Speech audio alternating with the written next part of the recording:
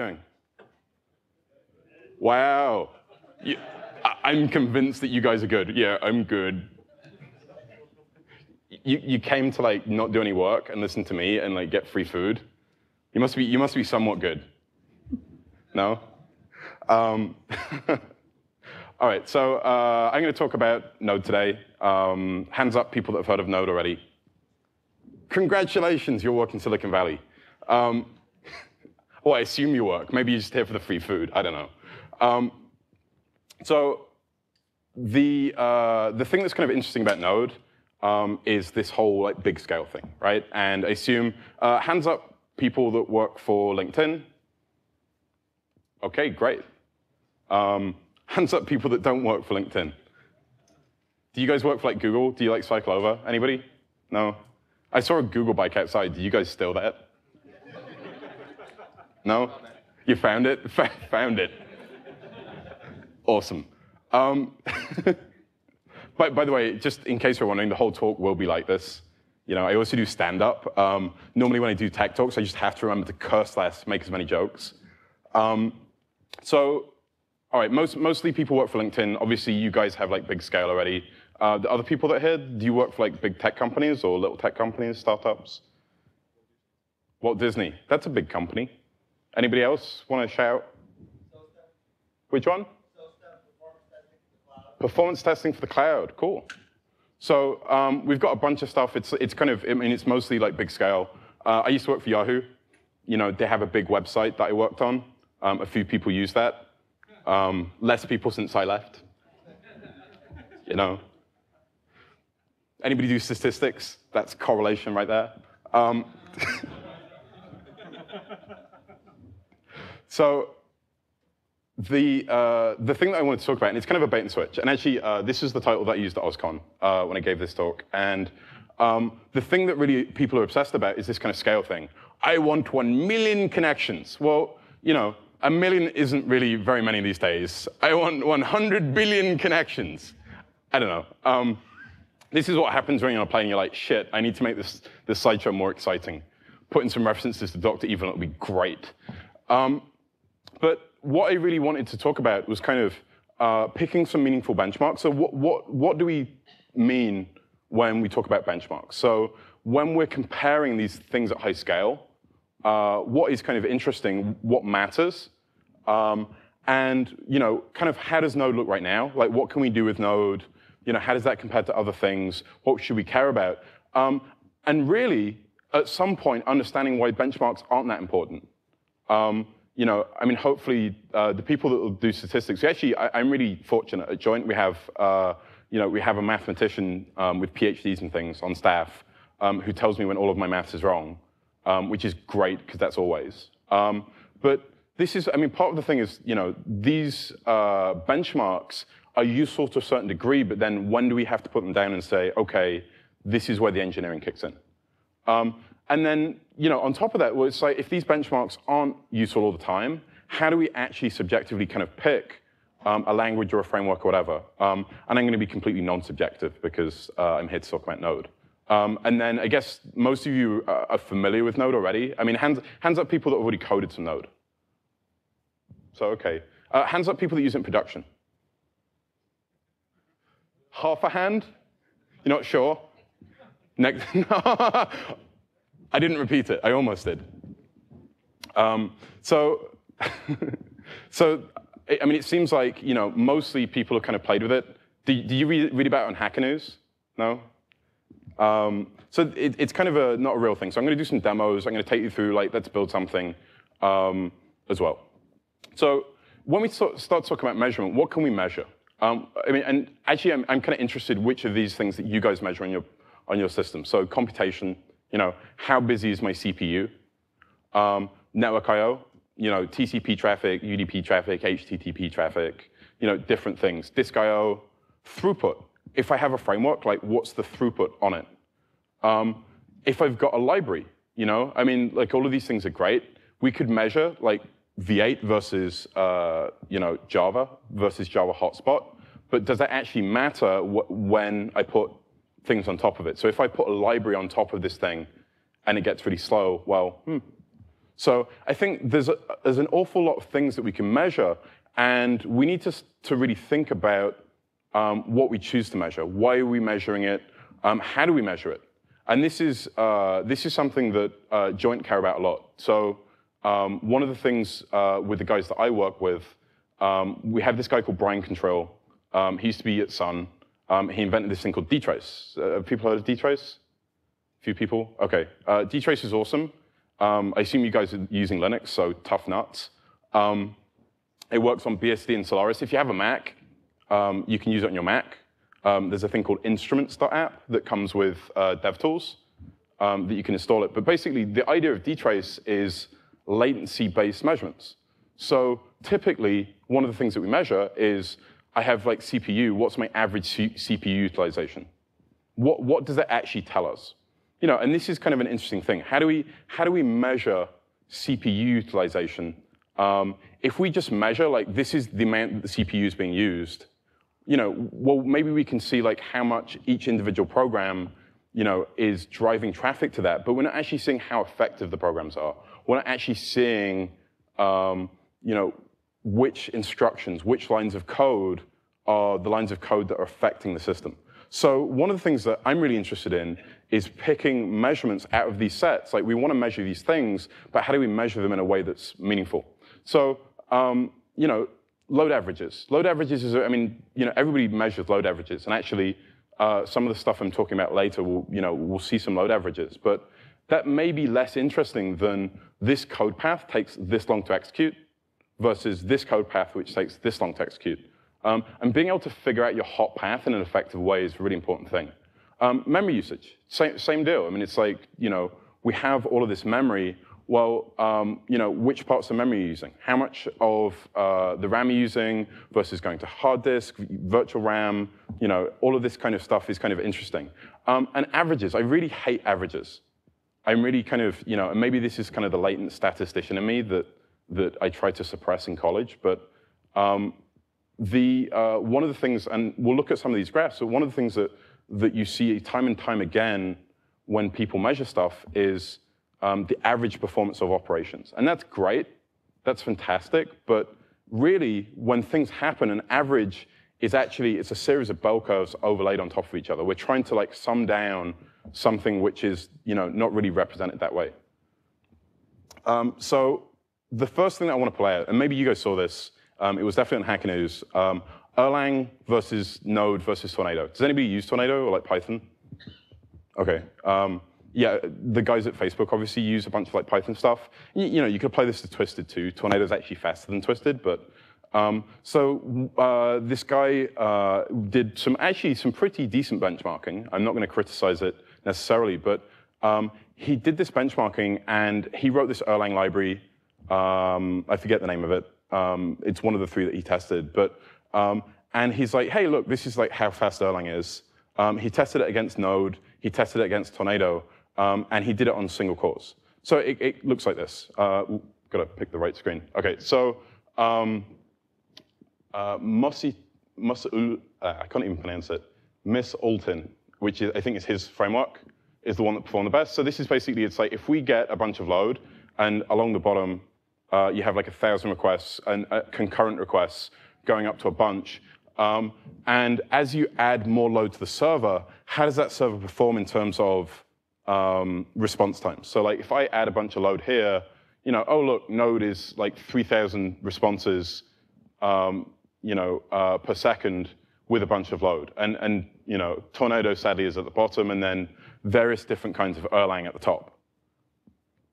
And then the second one he did is kind of response time. Now this is the one that really gets my goat, but we'll go into why. Again, you know, if you don't like opinions, sorry. I really like opinions, and I'm giving the talk. It's the only reason to give talks, to share your opinions. Does anybody have a soapbox I could stand on? Where does that phrase come from? Sorry, I'm going to...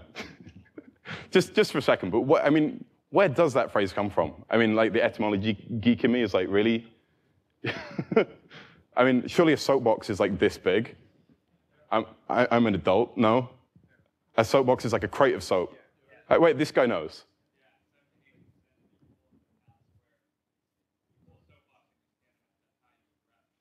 Well, no, right, I get that, but like, surely a box, I mean, like, does anybody use a bar of soap that's like, 3 feet by 2 feet? Yeah, I guess it's a case, a soap case. Does anybody have a soap case I can stand on? So the point about this graph that I really hate, so if you think about this, and these are averages, right? So basically what this graph is showing is, again, like as we ramp up the concurrency, we get a bunch of response times in milliseconds, and the average times are represented on this. But for each of these different frameworks, the time is actually a bell curve.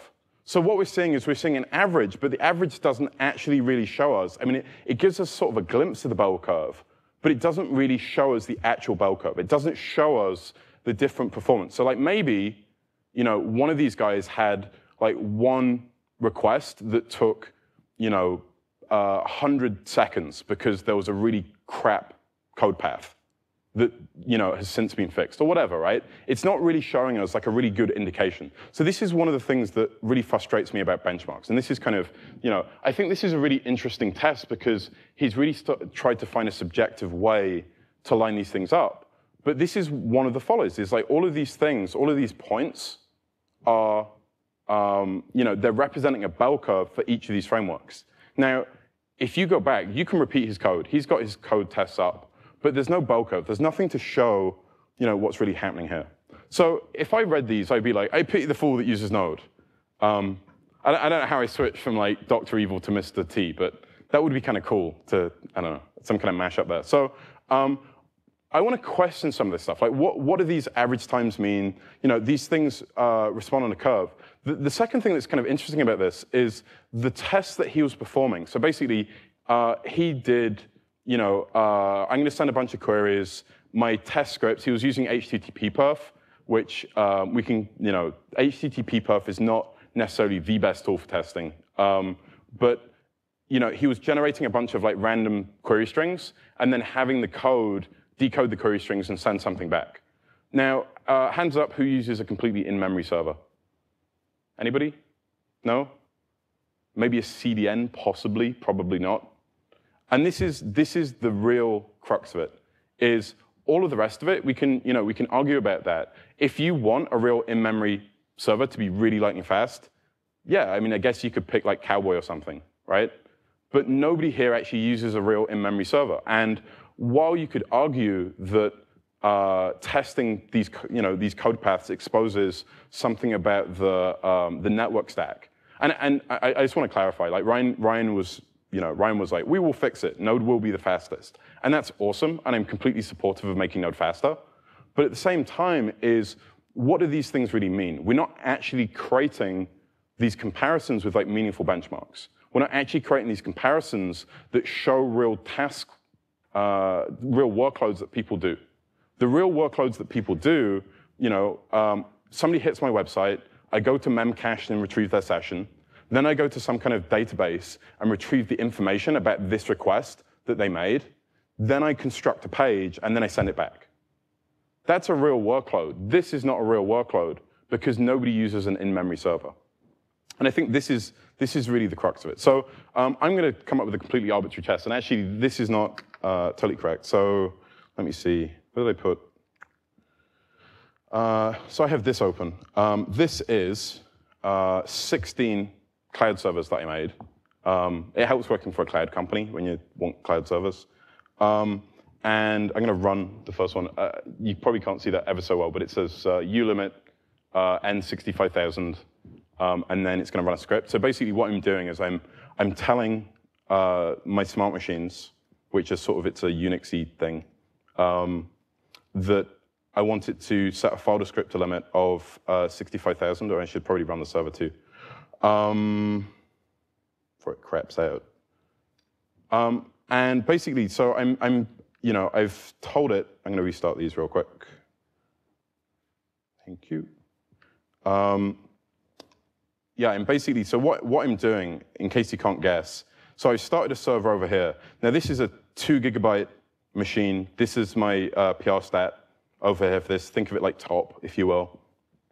And I'm having all of these other cloud servers send traffic. So basically, each one of these is going to send 61,000 TCP connections at this cloud server. And it takes a while to ramp up that many per server. So I'm going to try and get this going. I'll restart those really quick. So the goal here is to, is to find, let's find like a thing that Node does really well. Let's find something where like Node is amazing. And in actual fact, Node is pretty amazing for this. And it's, I quite like our network stack. The fact that I can connect, there we go. We jumped from like 283 to 350,000. It will probably jump again, 387,000, and so on and so on. And over the course of 411,000, I'm going to leave that running. But when I was doing this at OSCON, I got up to 933,990 before I lost my SSH connection because of conference Wi-Fi. I reran it and got to 955,000, and then ran out of heap.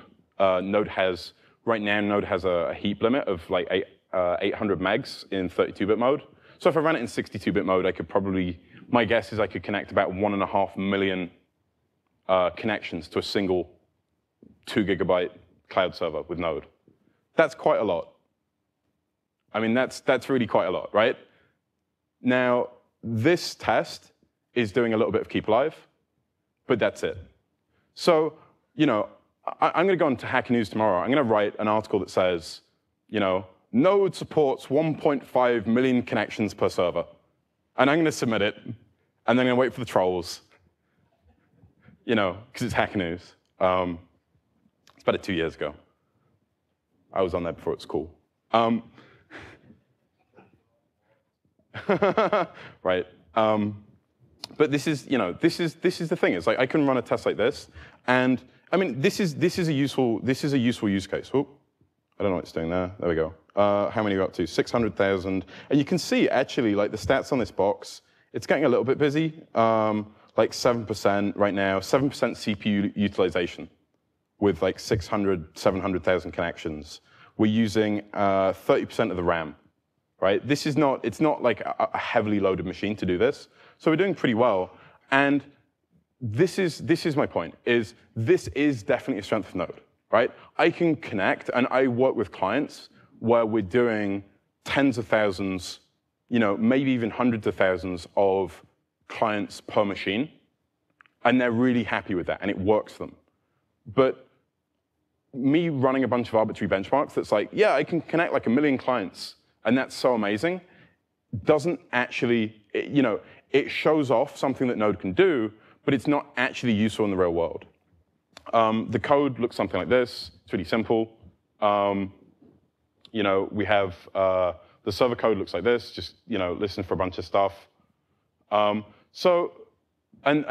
here's like a PR stat that I did on the slide deck. And like once it settles down, you're settling down to like a couple of percent CPU utilization because again, it's like holding TCP connections and doing a little bit of keep alive is not actually that stressful.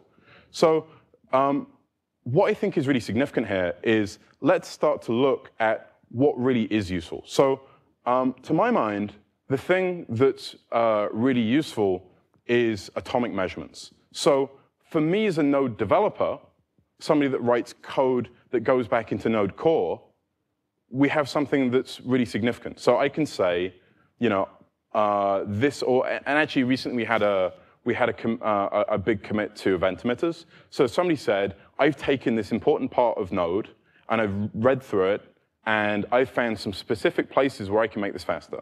And this code is used again and again and again in Node. Great. We can measure that performance improvement over time. We can figure out what our hot paths are. We can improve those. We can profile against a specific use case. So like if you use Node for some like specific task at LinkedIn, definitely profile that.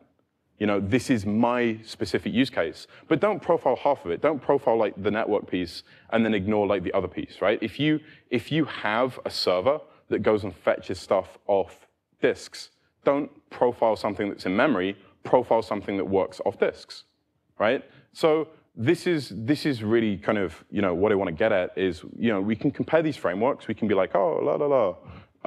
But there are real places to use benchmarks, and there are places not to do it. So, here's a good one. I think this is good. This is V8 on the latest version of their suite. So this is testing the things that they care about. And actually, I really like the V8 bench because basically, Google have a search engine, obviously. So they went and they take like the 1,000 biggest sites on the internet or the 1,000 most trafficked sites on the internet that they consider most trafficked, and they run those sites against Chrome.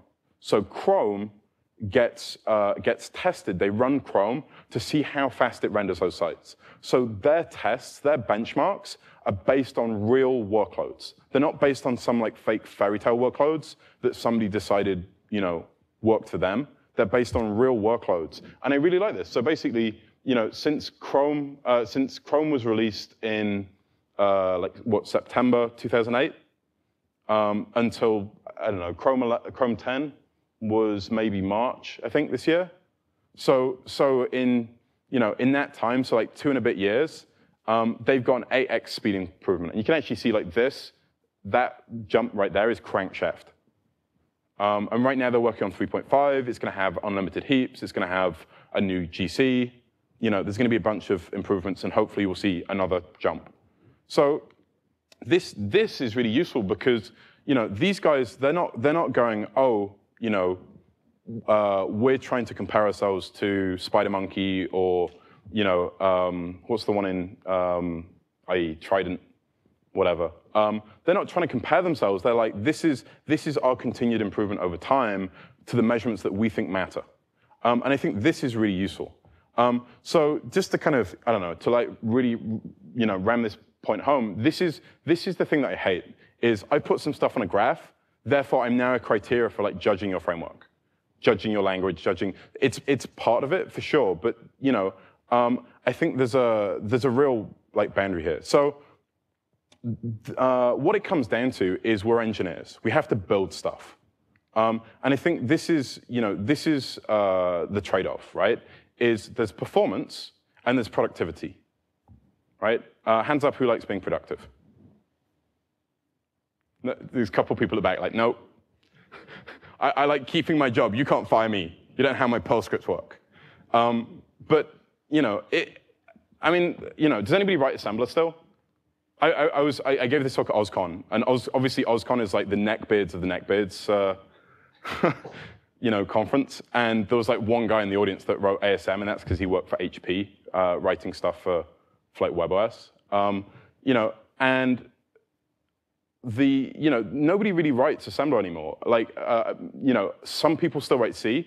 Like, and in a company like this, there'll be a bunch of people still writing C for like specific, like we have this thing and it needs to run really fast and we know where it needs to be. Awesome. But in general, like people, if you want to be productive, people don't write in C because it's kind of a verbose language and there's, kind of a big risk of making lots of defects, even if you've been writing C for a long time.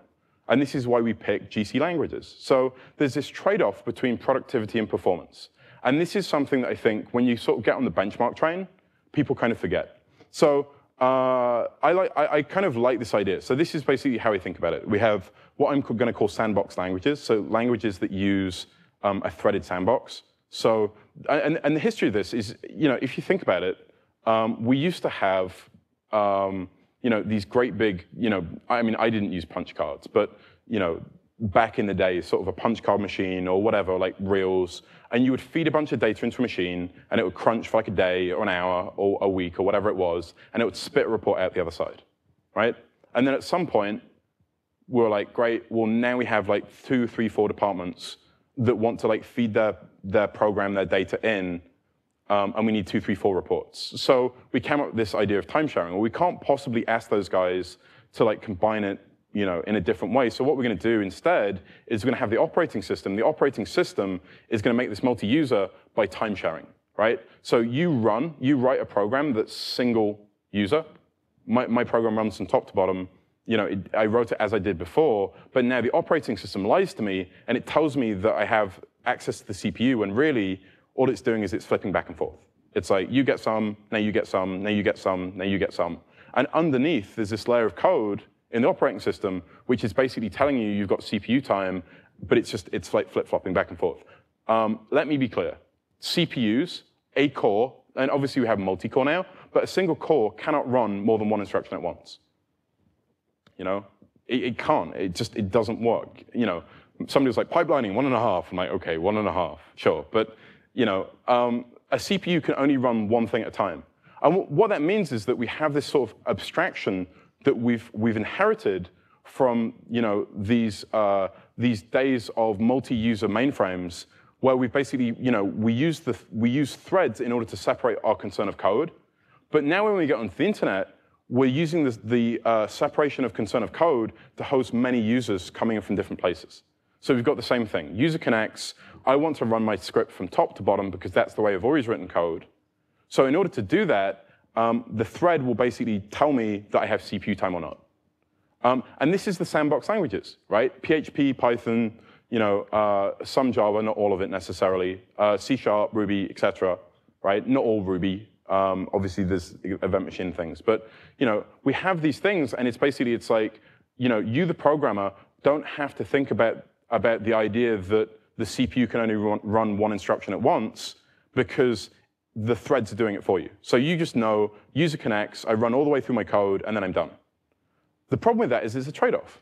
It's a trade-off between, you know, memory. It's a trade-off between resource allocations and like all of these things. So we have a new class of things that are fit for purpose. So, you know, event-driven, so things like Node, event machine, Tornado, obviously, Twisted has been around forever, right? And this is, I mean, this is how the kernel works anyway, right? This is how operating systems work. And then message passing, you can call them actors, things like Erlang. You know, there's other models that was built for telecoms. You know, that stuff is, you know, is all designed for, hey, we have these applications and they're dealing with a different problem space from other things, but you have to program in a different way. And I think this is, you know, maybe the crux of my argument is, if you fall into the right-hand side, you're already an order of magnitude faster to do internet applications, certainly at the front end and in many other places in the system, than you are with the things on the left, right? Because you push the abstraction up to the programmers are much more effectively able to deal with those things, and you get a benefit. So it's picking something that's fit for purpose. Once you get an order of magnitude better, do you really care which of those things necessarily has the best performance in class, or do you care about your productivity? So new languages like Node, you know, I mean, Erlang is not that new, but it's having a renaissance. You know, I mean, to some extent. And, you know, they're definitely efficient, but are they easy enough? And this is actually, I mean, a little story about how Ryan came up with Node. Ryan, you know, if you've ever heard Ryan speak, Ryan doesn't really like JavaScript. I begrudgingly got him to say it was okay at NodeConf. But I mean, I think the main thing, so Ryan's a C programmer. Ryan was writing all of these high-performance web server, internet server type applications for clients in C, and he saw himself writing the same thing again and again and again. And he's like, there must be a better way of doing this. I want something to help make this easier. So how do I do that? So he took the, some of the stuff that he was doing, and he was like, well, I'm going to re-implement this, I'm going to try some other languages. So he tried Python, he tried Event Machine, he tried Thin, another sort of Ruby implementation. And one of the things that he found again and again and again was that he was butting up against a lot of the culture of the languages. So if you want to use Python, right? I mean, does anybody actually program Python just normally? Not really, a few people. Okay, I actually quite like Python, but like standardlib is like everything in Python. Standardlib is just, it's God in Python. Just everything is in standardlib, which is great, except if you use, Twisted, or if you use Tornado, standardlib doesn't really help you because everything is synchronous. So suddenly you're like dropped into this world where it's like, oh, all of these things that I want to use, all of the things that are the Pythonic way no longer work, and I'm completely counterculture. And every other library that everybody writes for this thing is wrong. And he tried a bunch of stuff, and then he noticed, like, when V8 was released, he's like, hey, server-side JavaScript had never really taken off.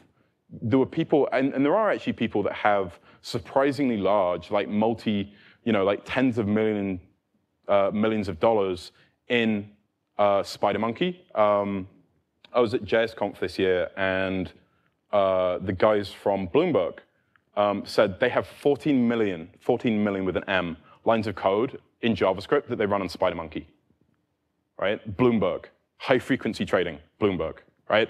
That's kind of crazy. That's kind of awesome, you know, and they run it on like these big iron systems, and they've done all kinds of like crazy madness to make it work.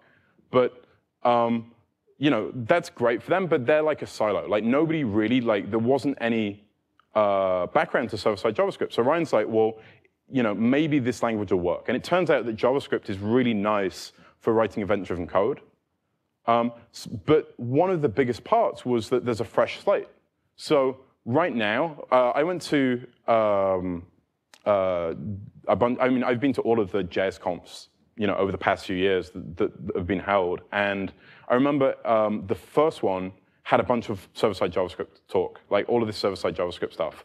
The last one was only Node. There were like 2 talks or 3 talks about any other kind of server-side JavaScript framework. Every other talk was about Node, because Node is server-side JavaScript now.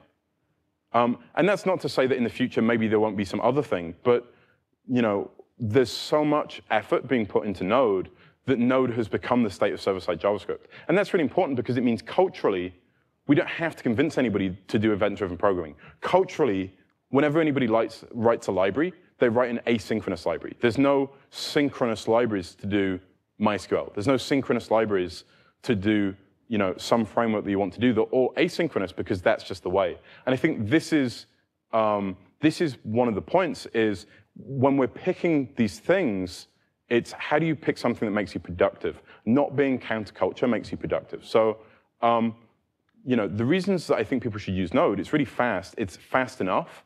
And maybe you could be faster with Erlang right now, you know. That's quite possibly true. But it's really fast enough. And there are lots of people, I think maybe both here, but also in other places, that are extremely happy with the increase in performance they've got with Node compared to the previous stacks they were using. It's specifically easy for internet web applications. I probably wouldn't write MapReduce in Node. I don't think V8 is going to be anywhere close to being as fast to computation as Hotspot, so don't do it. It's fine, right? It's really good for writing internet applications. That's good enough. It's JavaScript. Hands up, who programs, I don't know, C? A few people. Hands up, who programs Python? We already did this, but bear with me. Java? Okay. PHP? Do you guys use PHP? Yeah, they maybe use it at Yahoo. What else? I don't know, Perl? Anybody? Yeah, get out. I'm kidding. I'm kidding. We should give that man a hug instead. We shouldn't rag on him. But you know, hands up people that use JavaScript. So right, easily winning because we don't get a choice. You guys all have Stockholm syndrome, right? You don't get to pick whether you use JavaScript or not. The web has made you do it, right? And if anybody asks, you can just say that. You can say, Tom said, the web has made me do it. But this is true. So I'm really excited. We're working with Microsoft right now. And, you know, whatever you know, I don't know. I mean, it's kind of trendy around here to sort of rag on Microsoft. But Microsoft have like 40% of the deployed internet servers in the world, right? Microsoft have like thousands and thousands of developers doing all kinds of cool stuff, right? And whether whether you think that those guys are smart or not, there are definitely smart people doing stuff with the Microsoft technology stack, right? That's just fact. I mean, even if you just by statistics, it's fact, right? So we're super excited to be working with Microsoft to port Node because, you know, people that do .NET still use JavaScript, right? They don't have to use Java or Python or anything else. You know, there's Iron Python, there's, you know, Iron PHP and stuff, which are, you know, somewhat successful, I guess, over there. But everybody has to use JavaScript because the web makes us do it. We don't have a choice. And that means that if there's one universal language of people doing internet stuff, it's JavaScript. So I think that's a hugely compelling reason. We have a really active community, and the project has a lot of velocity. And what I mean by that is maybe Erlang is faster than Node today. Node is 2 years old. If we're this fast now, and Erlang has been around for how many years? Like 10, 11, 12? I don't know. It's a long time. then how fast will we be in 2, 3, 4 years? I think that is a really interesting point as well. So easy, blah, blah, blah. I'm going to do a demo instead. So not everybody, I don't know why, stop being crazy. Awesome. So we're going to write chat server in Node. I'm going to, I say we, it's me. Feel free to catcall, heckle, laugh at me whenever I make mistakes. So not wolf whistle.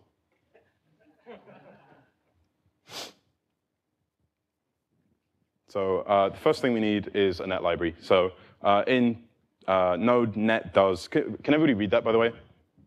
OK, awesome. And I should probably, I'm going to close this. Got to like 800,000 or something. It's still growing. It takes ages to like spin up connections. It's really annoying. It's not the connecting to the server part that takes ages. It's the spinning up lots and lots of clients. It turns out that people generally don't connect 61,000 things on a machine. Weird. All right. I wonder if I can do a white one. I don't have to do that. All right. I started using iTerm 2 because I thought it would be awesome. And it is kind of awesome, but I don't have to make it white. Sorry. Let's see. CD code. LinkedIn demo. And I'm going to go code LinkedIn demo. There you go. You get your own directory. That's how much I care about you. What? Oh, I broke it now. Crap. Let's see. I don't know. Chat.js. All right. Crazy errors. No, die. Good. There we go. All right. We're going to get there. Look at me. I can use VI. Are you impressed? So I was doing this demo somewhere else, and somebody was like, so what do you use to write code in? I'm like, VI. And they're like, no, but what do you use when you really write code? I'm like, no, VI. Don't you have an IDE or something? I'm pretty sure VI is an IDE, but sure. And the other thing, I'm going to be really opinionated. This always gets asked. No, I don't write semicolons anymore. This is my personal preference. I do write it when I write code with other people that do use semicolons, but for my own code, I just don't. I'll take that question at the end if you want, but it really is just your choice. Do whatever the hell you want. I don't care. But this is my code, and I like not writing semicolons. OK, so we're going to require net. How much Node have people done? Just a little bit. So basically, we have a module system in Node. The require part, so this is basically load a module. You can see net, it has a dependency path. So I can just it will resolve to load the net library. Net is a core part of Node. It's just the TCP bindings, basically. So it's going to give me an interface to Berkeley sockets. And if I wanted to load some like local module or something that I created myself, I could do like ./net, /whatever foo.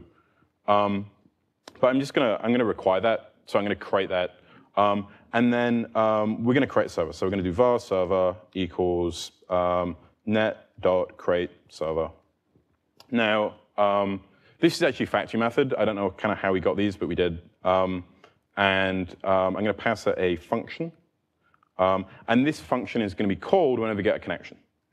So we're going to get connection, con, close that. And then I'm going to do server.listen, I don't know, 8,000 or something. See that? Reflex, damn it. It's because I spent today writing code with semicolons for somebody else. There you go. So we're going to do console.log. So console.log basically, obviously Firebug, got insidiously into everybody's consciousness because now we have console.log. But there we go. I don't know. Or I should probably do something more meaningful, like got a connection. No file name, chat.js. What? Oh, chat.js, bang. What? Bang. Yes. No. Damn you, VI. Apparently, I don't know how to use VI.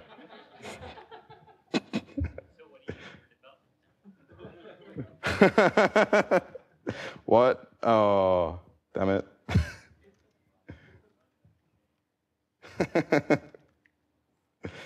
Damn it.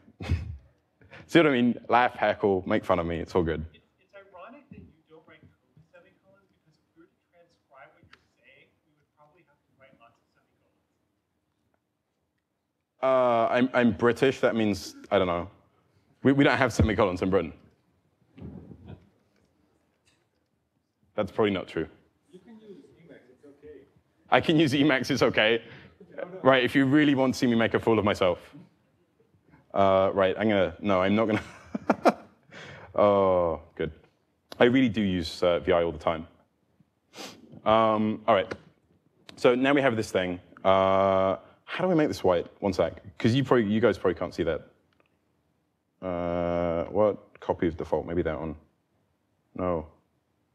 How do, oh, this is so terrible. I shouldn't use software that I don't use all the time. Terminal, no, terminal. Do that, and then I have a white one. New window, basic. Yes, that's white. CD code, LinkedIn demo. There you go. And in case you're running, the awesome font I'm using is called Monofur, and it's awesome. I really like it. All right, node chat.js. Yes, I want to allow it to do that. That was my Mac firewall. That's nothing to do with Node. OK, so now we have this thing, and I can open a new pane, hopefully that's white. New tab, basic. Awesome. OK, so I can do telnet 127.0.0.1, 8000. Right, got connection. Wow, you can all be amazed now. Ready, go. No, not so amazed. No? Geez, you guys are a tough audience. No. So the point is to iterate on this kind of fast. So we've got a connection. That's kind of cool. We can do some stuff with it. Con.write. And this is the thing, is a lot of this stuff is like nice and intuitive. So con.write, hello, client, right? And then obviously we reboot the server. Hello, client, right? Easy. Maybe we want to put like a new line in there too. So in order to make this a chat server, we need to allow these clients to talk to each other. So the first thing that we need is, I don't know, like a clients list. Var clients equals an array. And we're going to start to enable these guys to sort of send messages back and forth. So maybe what we could do is we could add something like connection.on. So this is a core part of Node. And actually what I could do is I can rewrite this that we did here. So instead of that, so we create a server, and I'm going to do server.on connection function. So that's equivalent to what I had before, but I've made it more explicit. So instead of using the factory method, I'm just kind of doing it explicitly. So server.on a connection. So when I get a connection event that happens on my server, I want you to call this function. And what this function does is it writes something to console, it writes something to the client, and then it's going to take that connection, and it's going to start binding some event listens to the connection. So we can do onData, function, D for data. You can call it whatever you want. You can call it apples if you like. And I'm going to do console.log D. Seems kind of straightforward. No. I installed this stupid plugin, and whenever I do capital W, it now tries to search. Don't do that. Awesome. OK, let's see. So let's restart the server. Hello, client. And then if I, foo, then we get this. Oh, no, what's that? So one of the things that we had, an interesting time with in Node is JavaScript doesn't really have any binary representations so much. And this is kind of, it doesn't really matter on the client, but we introduced this type called buffer, which will probably go away before 1.0. But we introduced this type called buffer, and basically, obviously, I'm sure you guys will get that says foo 66F 00 carriage return new line, yeah? But in order to sort of decode some of this stuff, what we want to do is we just want to do con.setEncoding, encoding UTF-8. So we can, we tell it that it's UTF-8. So whenever it writes stuff out, it's going to write it out as UTF-8. Foo, and we get foo, and we get carries to a new line. And you saw 2 new lines because console.log also adds a new line. So we can start to get this. We've now got a thing that's capturing the data from the client, right? So now we've got the data from the client. Well, why don't we send that to some other client? So let's start by opening a white terminal so you can all see. OK, so let's see. So we can do telnet. I just want to prove. Actually, you know what? I can do ifconfig. See. Do you guys have siloed access on the guest network? Can you guys even? I don't know. Somebody try and connect to. Let's see. It's 10, 16, 20, 45 on port 8000. Can anybody telnet to that?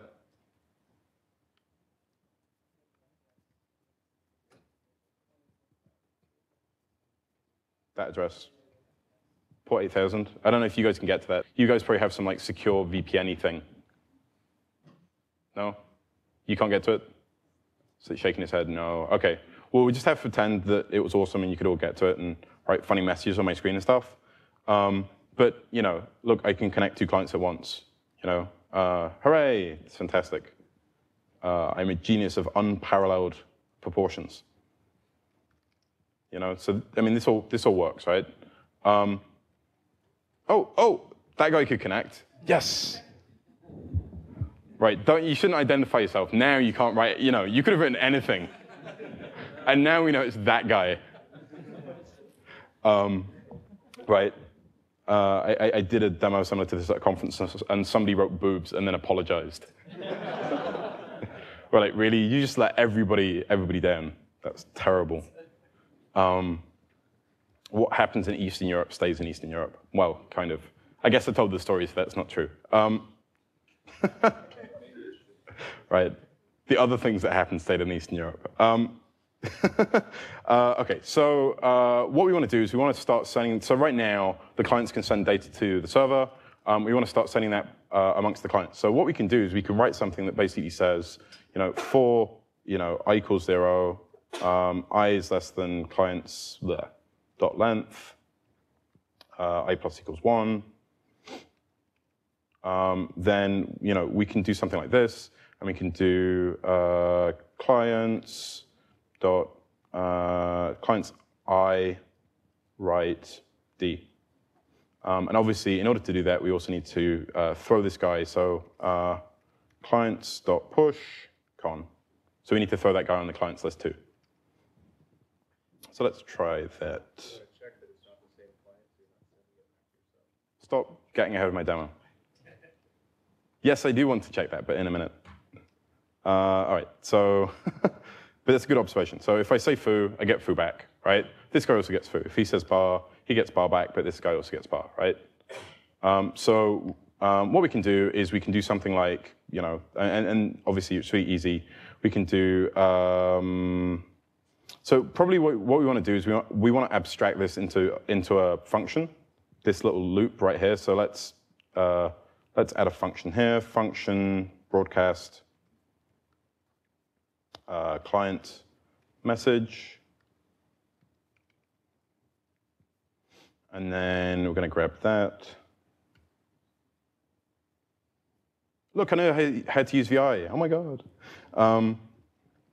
Right, so, and we're going to do that. And basically, we can just do if clients I is equal to client. Oh, wait, not equal. Clients, then do that. And do that. Something like that. And then we can just change this to do broadcast con D, like so. Something like that. I don't know. Let's see if this works. Normally, you know, make a horrendous mistake and you can all laugh at me, which is fun too. Foo. Oh, pff. Bam. What did I do horribly wrong? D is not defined. OK, that's because it's called message. So message. All right, do that. And actually, you know, oh, I already did it. Whatever. That's something that's kind of nice about Node compared to like other JavaScript is you do get kind of a nice stack trace. Foo. Hey, he gets foo, but he didn't. So bar, he gets bar, quux, and so on. Right? Great. That's kind of nice. You know, we can make it a bit more fancy. So we could do, you know, I don't know. We could do something like con.name. So one of the things that's kind of cool. So I'm getting this connection object. So basically, the connection object is my closure, right? So I have this function, and the function is wrapping all of the stuff that's happening in this connection in a closure, so it's separated from all of the other functions. So this connection object that's getting passed into the function is the thing that's giving us isolation between the clients. But what's also cool is I can decorate it. Because it's JavaScript, because we have this prototypal inheritance, because it's a dynamic language, I can just be like, oh, I want to know attribute. Sure, you can do that. You don't have to use the existing attribute. So I can throw a name on the top of it. So I could do something like, I think it's like con.remote address, maybe, says, and how about like a semicolon and con.remote port. One of these is probably wrong, I guess. I don't know. We'll see. What? Oh, yeah. Thank you. Awesome. And they shouted with one voice, "You've missed a plus." Sorry, I like to, you know, make myself sound like a prophet. Right. Foo. I think I got foo, bar. Cool. Oh, wait. I didn't actually do the rest of it. OK, so we could do like write message, and then we could do like con.name plus says, hey, Joe, is this the correct usage of a semicolon? It's probably not, is it? No. All the I'm gonna put it in there just to annoy all the grammar Nazis. I'm totally trolling you all now. It's awesome. Oh, what do I have? It should be client.name. Thank you. Right. Trolling is more effective when you actually get the code right, too. And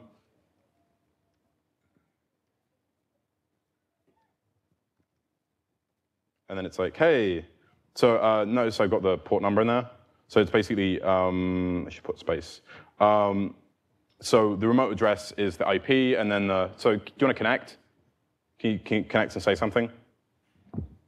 So what we're going to see, so I've got two different clients. So if he says that and he says, yeah, so you see we've got, you know, that IP address, and then, you know, obviously this is like I'm hacking up code. It's not super awesome. One of the problems that we have is if I do this, oh wait, it's Telnet. I hate Telnet clients so much. Then if I try and send a message now, oh, boom, the whole thing explodes. Anybody know why? Correct. Didn't remove connections to the disconnect. So we got a socket not writable error because we're trying to loop through that array and do it. So what we can do is we can just add something here. We can be like con.on. Anybody want to guess what? Oh, he says typing it. That was awesome. But you know, on end we can do something like I don't know, clients maybe splice I guess index of con 1 probably works. Yeah, I reckon that'll work. Let's try that. Foo, blah, and then oh, die, quit, exit, die. Damn it. Yes. All right. Foo. Yes. See, didn't crash. So you know, I mean, I don't know what we're like 30 lines of code now. And there's a few things we could do to harden this. We could add some error handling. We could add some like different things. You could probably add something like over here, like if clients I dot writable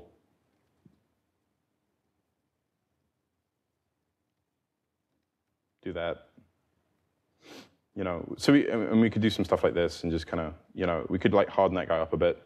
No, I don't want to search.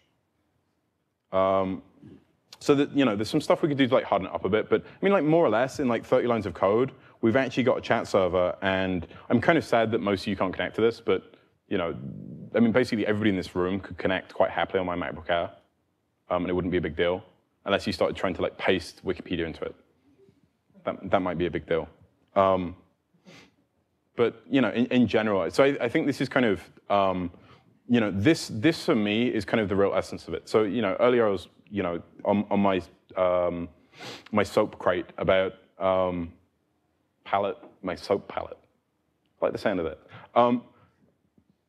But earlier I was talking about sort of metrics and stuff, and the point is that like this is fast enough. We've hit a point where it's fast enough, but it also means that in I don't know, like 15 minutes and in 30 lines of code, I can hack out a chat server, right? And I would suspect that basically everybody in this room, whether you've written any Node or not, could read this and thoroughly understand what it's doing. It's really You could do the same in Ruby in 1 minute. Could you go back and read it a day later?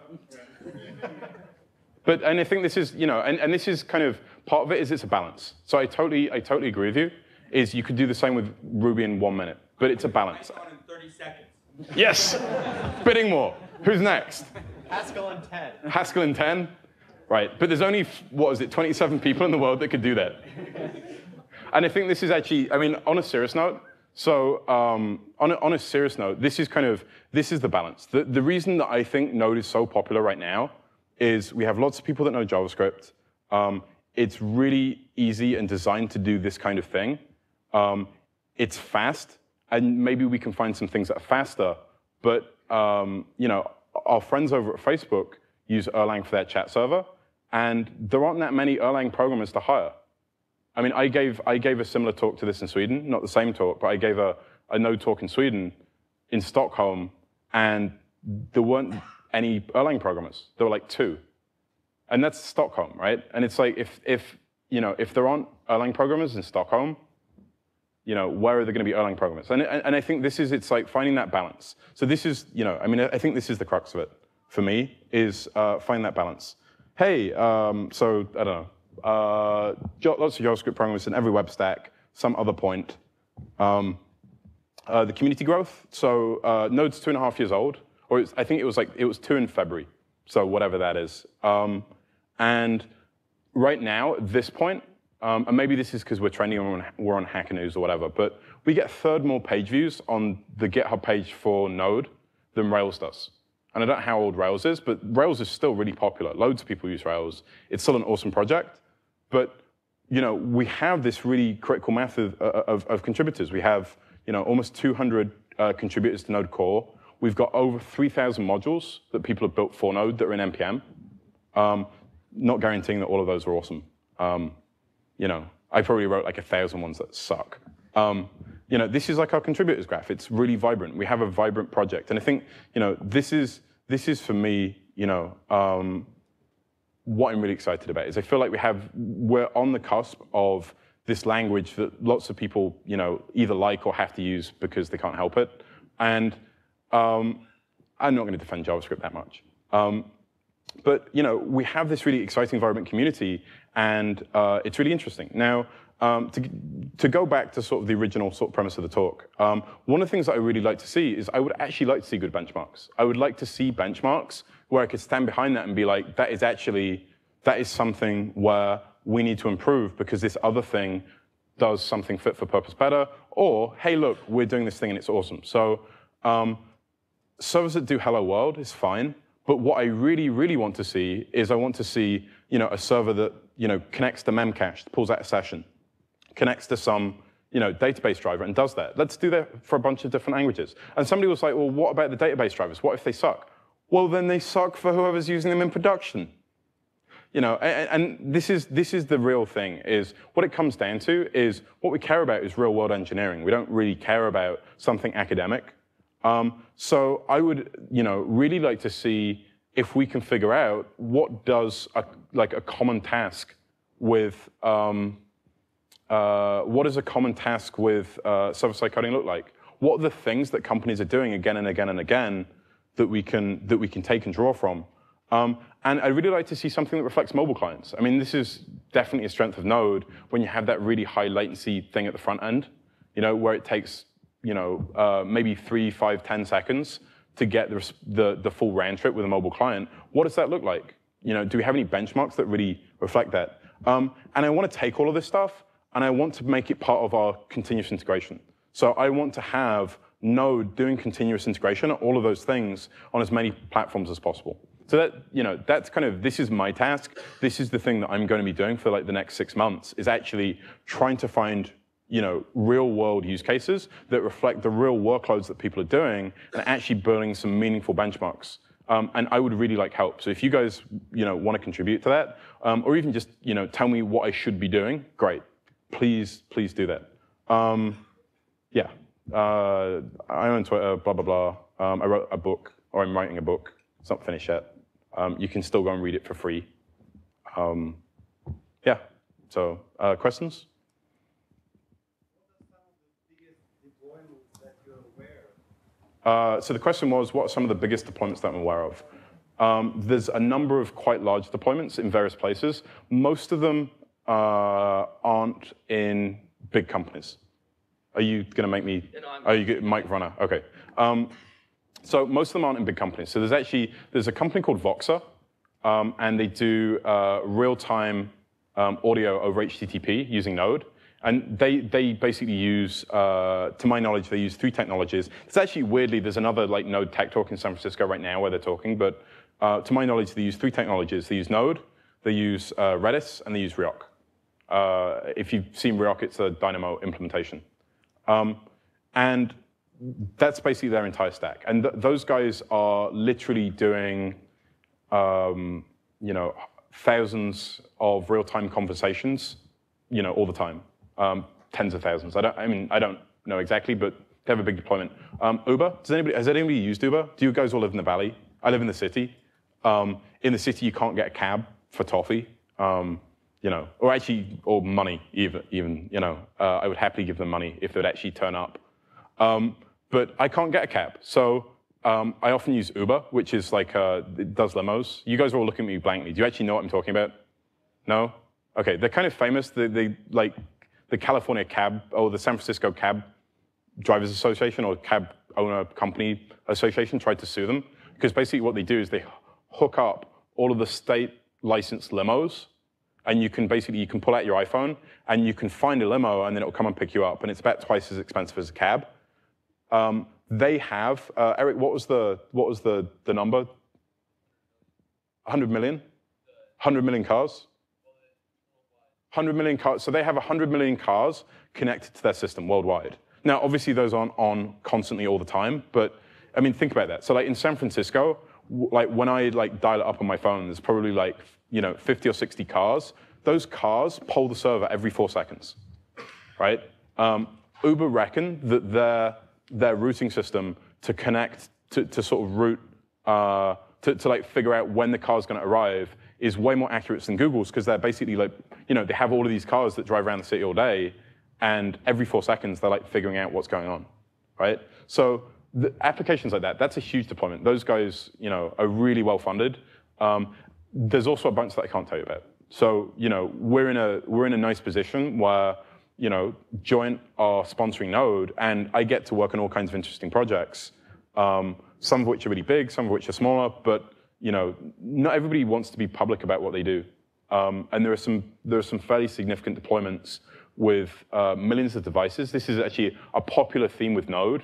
There tends to be 2 popular themes. I want to run faster web services, whether that's front-end web servers or something which is doing triage with a slow backend. That's the first scenario. The second scenario is I have a lot of devices at the edge. So I have a lot of clients, whether that's an iPhone in a limo driver's car, or whether that's some other embedded device out connected through 3G or something. Those are the 2 scenarios that we're seeing a lot of people trying to connect lots of things. Yeah. Other questions? Anybody? So either I answered everything already or I bored you all to tears.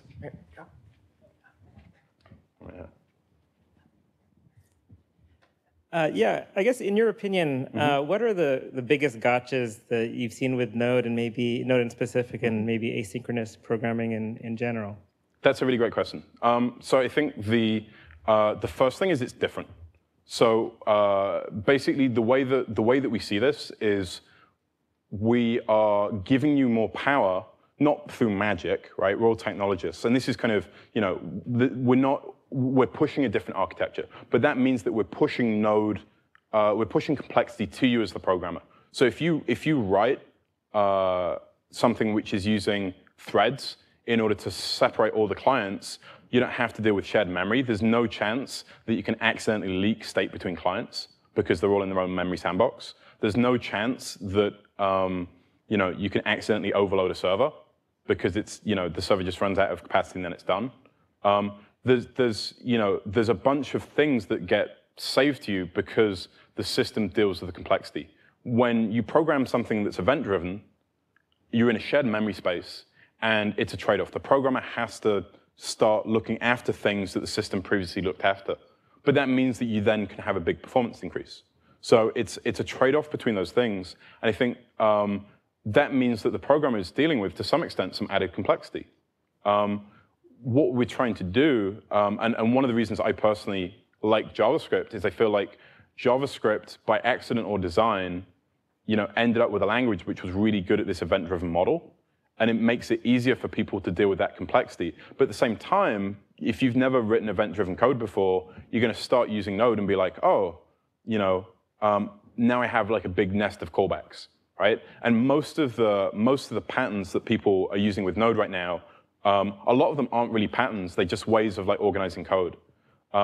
Most of the people that program Node a lot, most of the core team, we had a panel at OSCON and we were talking about like sort of which asynchronous code libraries to use. Most of the people that write Node all the time, we don't really use asynchronous like code management libraries. It's not really our thing. Most of the things you can just manage yourself, or it's like a 10-line script to write a little thing that that maybe run these functions in a sequence, for example, right? And like if I was going to pick one, if I had to pick one, I would pick async. Not async.js, there's two that are really similarly named, but there's a library called async. If I was going to pick one, but it's very simple. And like mostly, I think that's a big barrier to people. I think the other thing is the eggs in one basket kind of a thing, which is, if I can write a server that can handle 100,000 customers, awesome. A server with 100,000 customers on it falling over is a lot more serious than a server with like, 4,000 customers falling over. So it's like this trade-off, right? It's like, well, great, now I'm like way more efficient with my hardware, but if something breaks, if something goes down, it's like, holy shit, what do we do? And that's a real thing. So I think you have to code really defensively. You have to find, you have to be a lot more aggressive at dealing with snafus in the code and being aggressive about dealing with your defects, being aggressive with making sure that you catch stuff, because especially when you're in the shared memory space, is one person's exception can take down a whole server. You can't let that happen. And if you look at a lot of the newer Node APIs, as opposed to the ones from sort of a year and a half ago, a lot of the newer ones are now throwing error events rather than throwing exceptions. And that's a deliberate style change in order to encourage people to sort of deal with those in a way which isn't going to take down the whole server. Because if the server issues an exception, it's like, poof, gone. So there are definitely some complexities there. I think a lot of it, though, a lot of that stuff comes down to good engineering practice. It's like, mostly what I hear people ask at conferences, things like, do I use Upstart? Do I use these other things? So it's like, sure. Well, what were you doing before? Did you not have any heartbeat with any other programming languages? Did you just kind of run Apache and then be like, oh, I'm done? So I kind of, coming from like a Yahoo background, where you have like all of this infrastructure that manages that kind of thing, to me that sounded ludicrous. I think for a lot of people coming from like smaller backgrounds, they're finding sharp edges. And I assume you guys just have infrastructure at LinkedIn, that you guys have infrastructure that deals with a lot of that stuff and kind of monitors server health and monitors like the health of processes and does all of that stuff for you.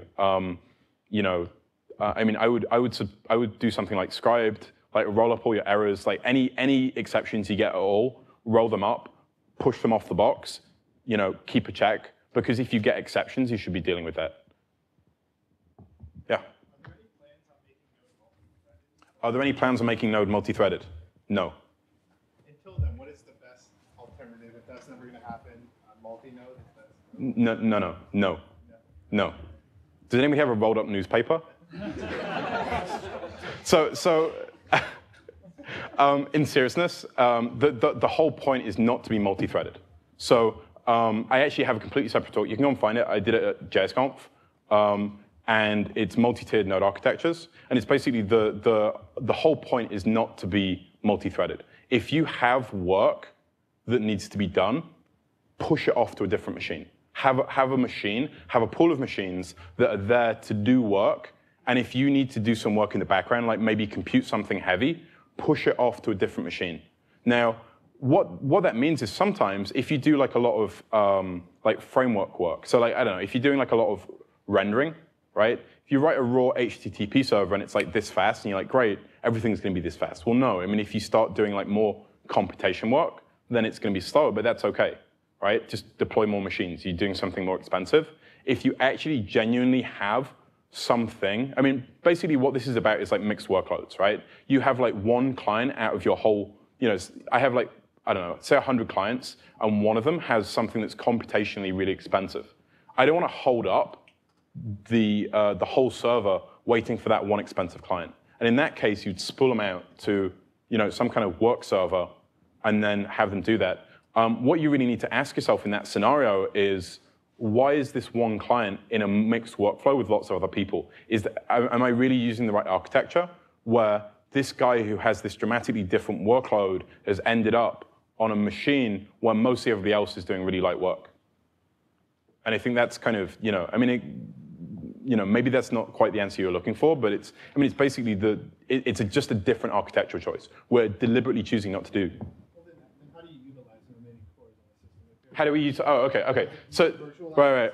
So the actual question you wanted to ask was, how do you use all the cores on the machine, right? It's not, yeah. So, I mean, Node is designed to write network servers.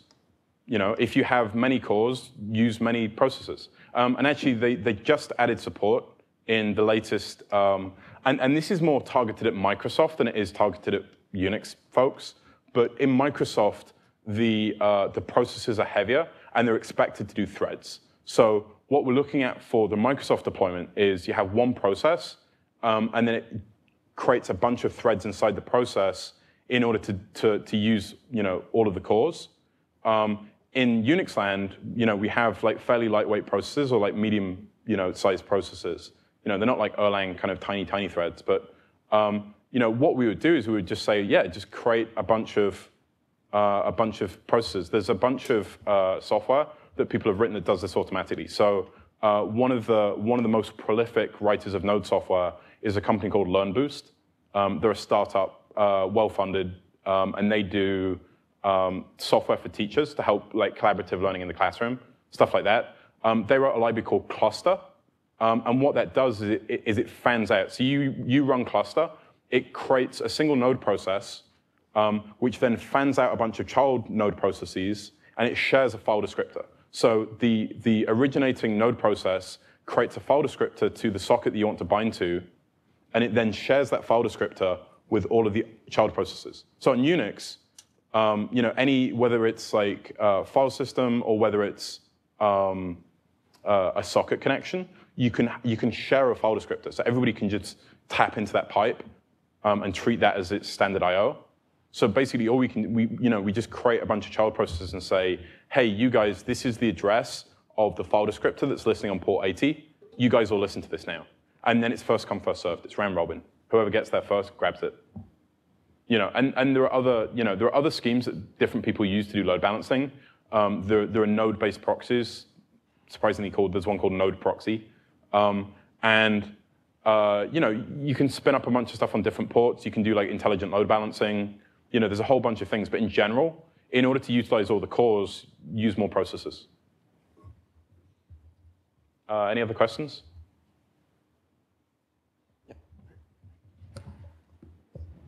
So Ruby on Rails has nice MVC framework. Do we have something similar for Node.js? Yeah, so actually there's one called Express, which is, so I mean, there's a few. There's some ORM systems. Express is basically like Sinatra. So if you've used Sinatra, it's like that. It's like root-based, route-based MVC rather than kind of Rails. But we have ORM systems too. Backbone.js is one of the popular ones. Spine is another one. So there are definitely things like that. And in general, we wouldn't expect you, Node, you can think of Node like Java or Ruby, right? Sure, you can write a web server in Java or Ruby, but Node has more stuff in core maybe that's web-oriented, but nobody's really expecting you to write all of your code at that low level. Things like Express, most people that write Node applications write something using Express. Yeah.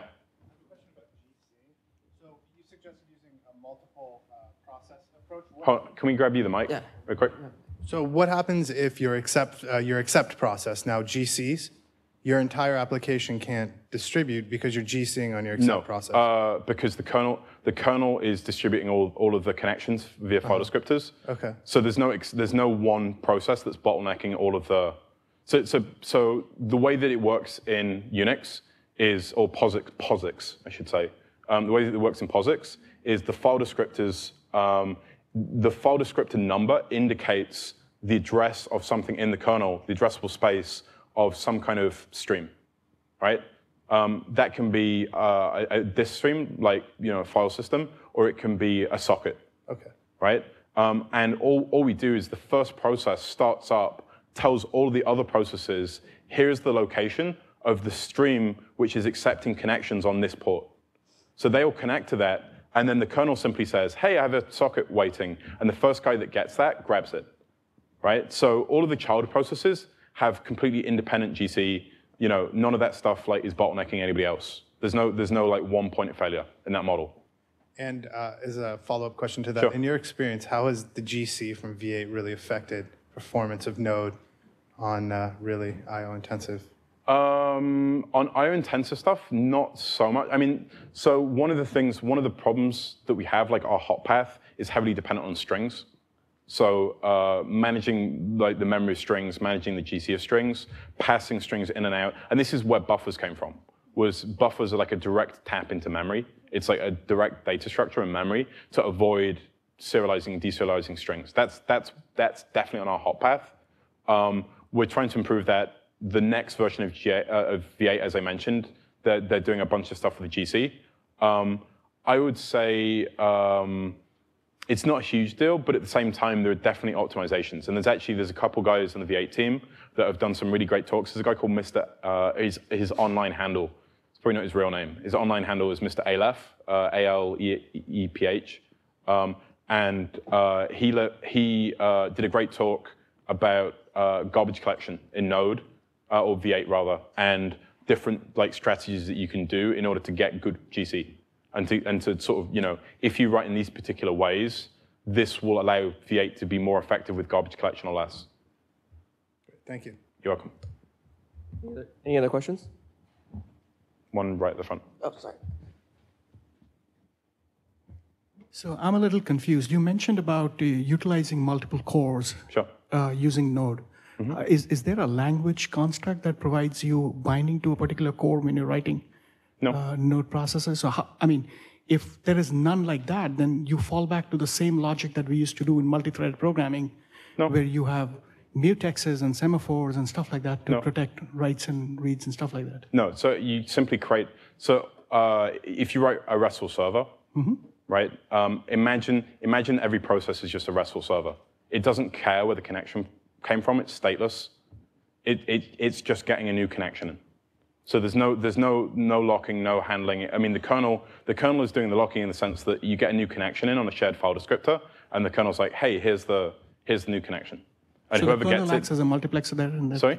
The kernel acts as a multiplexer in that case? Yeah. Somebody has to multiplex it. Yeah, the kernel is doing a round robin, and whoever grabs a socket connection gets it first. So there are different ways you can implement it. Different people have different requirements. For people that are happy with the round robin, they tend to do file descriptor forking. for people that want, and this is actually how Apache works under the hood anyway, right? The difference is that instead of each fork being an individual user, each fork is a new server. I see. So we're not, so instead of having, and one of the things, I mean, I don't know, at least the operating system that we use at Joint, we can pin. So you can, say you have 24 logical cores, you could say, let's create 24 processors, let's pin 1 per CPU. Or let's pin 2 per CPU because we've got this much memory. So, you can do things like that. And that's kind of nice because it means that you then don't get into, you're not having to like switch between CPUs, which has an additional cost. You don't have to do CPU allocation stuff. Thank you. Any other questions? Keep asking really technical questions. We're thinning out the audience. Oh, there we go. You guys all get like an honorary neckbeard to take home with you. What kind of capability does Node have for any sort of runtime information on how the server's doing, being able to debug it in any way? Sure. So that's a good question. I really like that one. V8 has a console built into it, a debugging console, so you can live debug. So you can, if you ever like debugged JavaScript in Chrome, you can do the same thing. You can just connect right in there. You can stop, you can do breakpoints, you can do like all of that stuff. So you can sort of see what it's doing. It also has some really interesting things like heap dumps. So right now I've been working on a plugin to basically be able to do a live heap dump as the server's running. So you can just be like, hey, dump out core, dump out core. So some stuff like that. A lot of the guys that actually run it in production have systems where they can log into their server and live inspect like the state of the server, like what's happening with this different code paths, like what are these variables set to, stuff like that. You can get things like memory, you can get which CPUs, all of the usual kind of information out of the system. Yeah, and the other question, Sure. because during the demo I saw you continually rebooting Node. Yep. Is there any capability for hot deploying code? If you... Yeah, and it depends how you want to. Yes, you can do that. Frankly, I think if you do, personally, this is just my own opinion. I think hot deploys are kind of crazy. I've personally never found an instance where it made sense to hot deploy, where it wasn't just like a big risk for no massive gain. I don't know how you guys do deploy, but I much prefer like rolling deploys. I think they're a lot safer. But that's just my personal opinion. You could do hot deploys. The code just lives in memory, right? It's just JavaScript. You can put anything in there and eval it, and then it's live. So there are definitely, and there are even actually, there are people that have big production node systems that have talked about, doing live patches to the system, which is really, really lunacy. But this thing wasn't working, and then changing stuff while the server's running. So you can do that stuff. I personally don't see the utility. I think that kind of practice is really dangerous and is not useful. But that's just my personal opinion.